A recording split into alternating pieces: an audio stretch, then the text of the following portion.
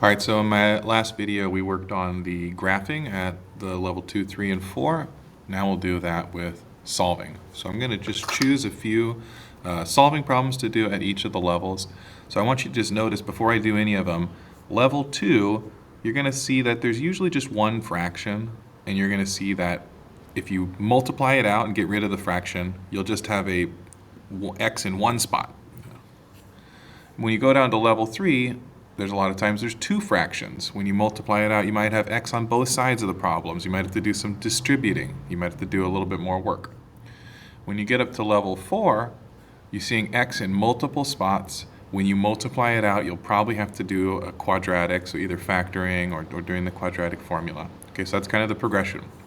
So I'll do two of the level 2s and the level 3s, and then I'll do just one of the level 4s. All right, let's zoom it in a little bit. All right, so why don't we just start with that easiest one, number 3, where we have 14 over x equals 7 over 3. Some of you can look at this and know the solution. If you're not quite there, that's okay. Let's just multiply 3 times 14 and 7 times x. What I'm doing is I'm just multiplying across. I'm clearing out the denominators. Then divide both sides by 7 to get x by itself. So you get x is equal to 6. Okay? If we look at the next problem down, it's basically the same style where you've got one fraction equals another fraction. And so you can approach it the same way. You just got to be a little bit careful when you're doing your cross multiplying. Use parentheses. We're doing 5 times the entire top, and we're doing 10 times the entire top over here. So look back at that first example. It was just 3 times 14, x times 7. You're going bottom right times top left times top right. Same idea here. The only reason I put the parentheses in there is I wanted to remember it's not just 5 times x.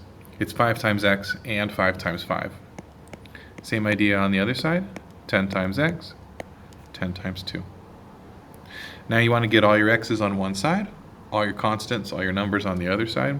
Doesn't matter which side you choose for which. I'll subtract 5x from both sides first. So now I've got 25 equals 5x minus 20. Then I'm going to add 20 to both sides. So I have 45 equals 5x. Then divide both sides by 5. Oops, it's kind of not working. That's okay. 45 divided by 5 is 9. So 9 is equal to x. All right, so most of the level 2 simpler questions can be solved by just doing some cross multiplication. I will point out I'm not going to do it all the way through. I threw a couple in here where you have to do one step before you cross multiply, like this one right here, or this one right here, or this one right here. So for example, if I was doing this one, first thing I do is minus 7 from both sides, because that'll get rid of this pesky little 7 right there. So if I minus 7, 1 minus 7 is negative 6. After that, I can multiply by 9 and divide by 2. Okay, I lied. I did do it the whole way. All right, let's go on down to level 3. Please let me know if you want me to do any more level 2 questions. I'm happy to make another video. So you'll notice level 3 is a little bit trickier because there's just more x's going on here. So let's look at this first one. I've got 3 over x plus 1 plus 2 over x plus 1 equals 5. There's a couple options on how you can do this.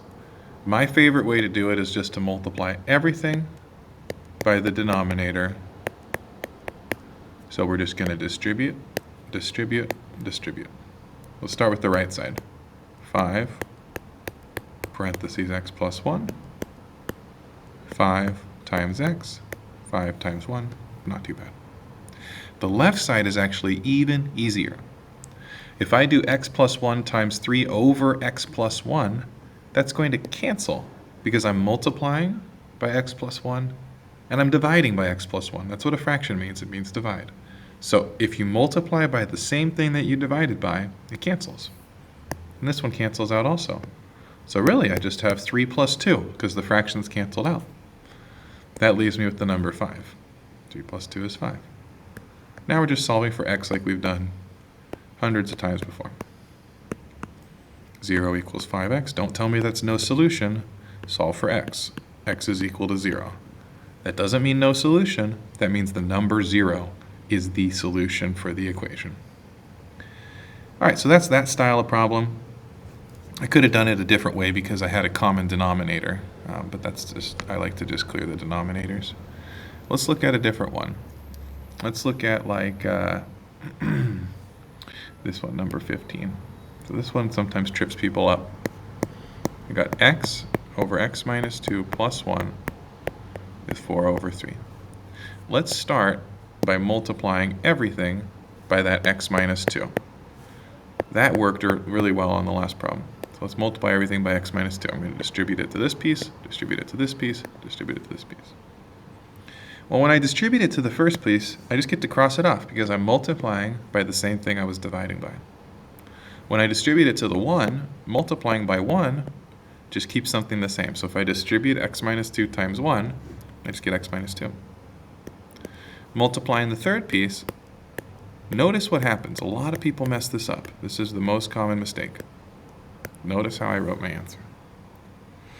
I multiplied just the top of the fraction. I did not multiply the bottom of the fraction. I only multiplied the top of the fraction. Okay? Because the bottom represents division. I'm dividing by 3. I don't want to put more things on the bottom. I'm only multiplying by x minus 2. Okay. Now, let's clean up the left side. X plus x is 2x. And let's get rid of our other fraction. Our other fraction is a 3. So let's multiply by 3.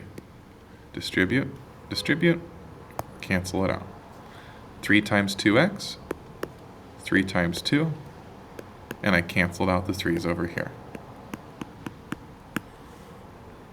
Okay. Distribute that 4.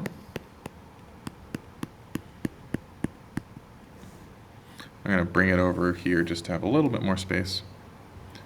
If I subtract 4x from both sides, 6x minus 4x is 2x. The negative 6 is still sitting there. The negative 8 is still sitting there. So all I did again to go from here to my new equation is I just did minus 4x from both sides. That's where I got the 2x from. Then add 6 to both sides. So 2x is negative 2. Divide by 2. So x is negative 1. And there you go. All right, let's move on down to level 4. It gets even a little bit harder. Which one of these looks good? It doesn't really matter. Why don't we do this one? This one probably would be something that is intimidating to a lot of people.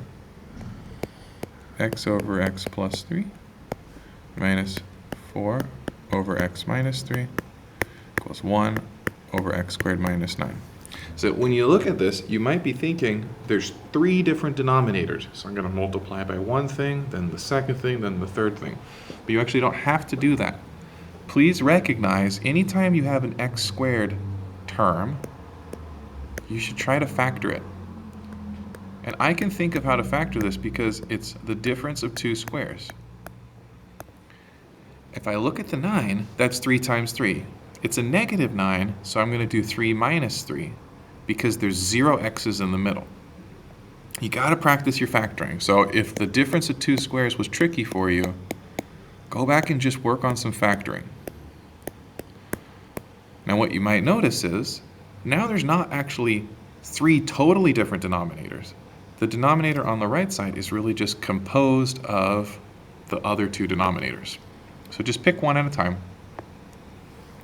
Some people like to just get rid of both at once, and if you've got it like that, go for it. Other people like to do it just one at a time.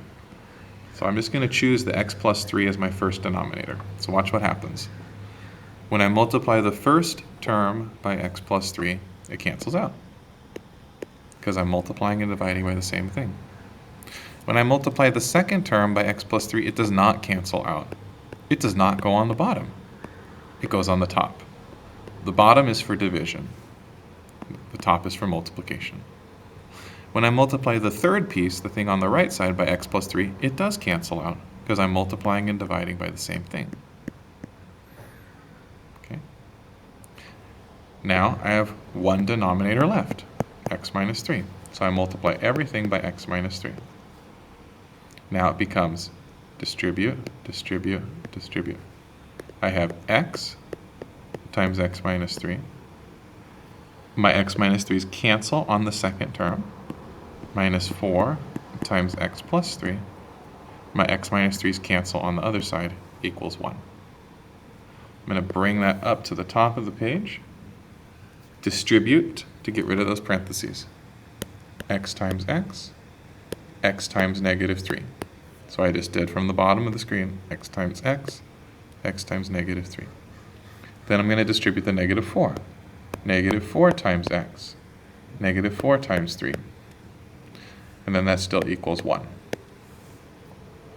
Okay. Last bit here, I can make that into x squared minus 7x minus 13 if I take the 1 over to the other side, make that equal 0. Okay, now this one here, let's try to factor it. The only whole numbers that multiply to make 13 are 1 times 13. None of those work to make this equal to negative 7x. So what I would ask you to do at this point is solve it by graphing. I'll just show you that real quick.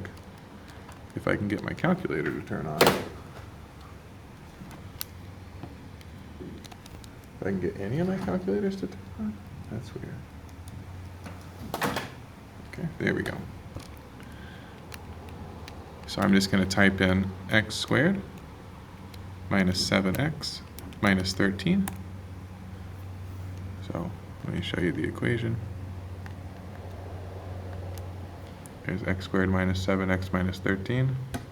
There's the graph.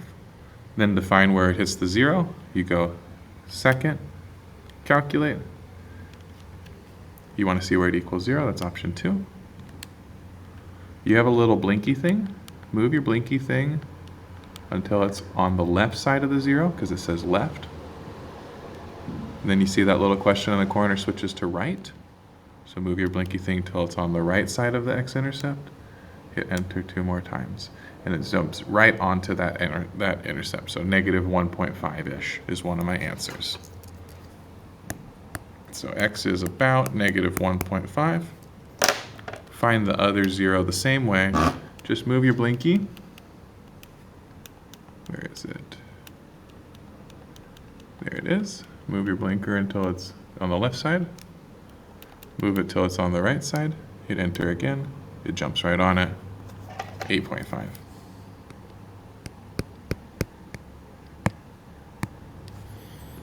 Cool.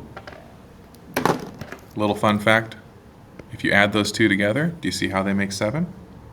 If you multiply those two together, do you see how that could be about 13? Okay. You just wouldn't have come up with those numbers in your head because it's not exactly 1.5, it's a long decimal. All right, please let me know if you have any questions. Happy to do more examples at any of those levels.